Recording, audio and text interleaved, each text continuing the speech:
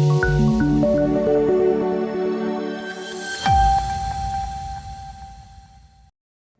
દર્શક મિત્રો, સમાચારની વાત કરવામાં આવે તો માળિયા તાલુકાના ગળોદર મુકામે પ્રાકૃતિક ખેતી તરફ આગળ વધે તે માટે મહિલાઓને માહિતગાર કરવામાં આવ્યા।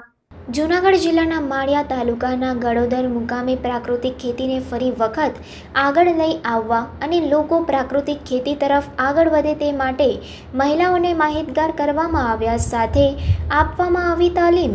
જૂનાગઢ જિલ્લાના માળિયા હાટીના તાલુકાના ગળોદર મુકામે શ્રીરામ પ્રાકૃતિક ફાર્મ ખાતે માળિયા તાલુકાની સ્વસહાય જૂથોની કૃષિ સખીઓ માટે 5 દિવસની પ્રાકૃતિક કૃષિ તાલીમનું આયોજન કરવામાં આવ્યું હતું, જેમાં માળિયા હાટીના તાલુકાની મહિલાઓ ઉપસ્થિત રહી હતી। ત્યારે આ 5 દિવસીય તાલીમના માસ્ટર ટ્રેનર મોહનભાઈ પંડિત અને અનિલભાઈ કગથરા દ્વારા પ્રાકૃતિક ખેતીમાં કઈ રીતે આગળ વધવું તે માટે માર્ગદર્શન સાથે તાલીમ આપવામાં આવી હતી। મારું નામ પ્રફુલભાઈ સેંજલિયા છે અને સુભાષ પાલેકર પ્રાકૃતિક ખેતી ગુજરાતના કન્વીનરની મારી જવાબદારી છે અને આજે રાજ્યપાલ આવે આખા ગુજરાતને જગાવવાની યોજના બનાવી છે।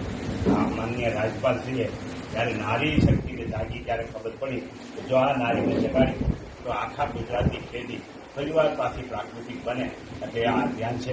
એની નીચે દરેક લગભગ 12,000 મહિલાઓને જાગવાનું સ્થાન રાજ્યપાલે કર્યું છે અને ટ્રેનિંગ આપવાનું કામ અમારા એસપીએનએફના બધા જ કાર્યકર્તાઓએ ઉપાડી લીધું છે સાથે। અને આજે આખા ગુજરાતમાં લગભગ 450 મહિલા કેમ્પ આવા થવાના છે અને એના આધારે 12,000 મહિલાઓને આ ટ્રેનિંગ આપવાની છે।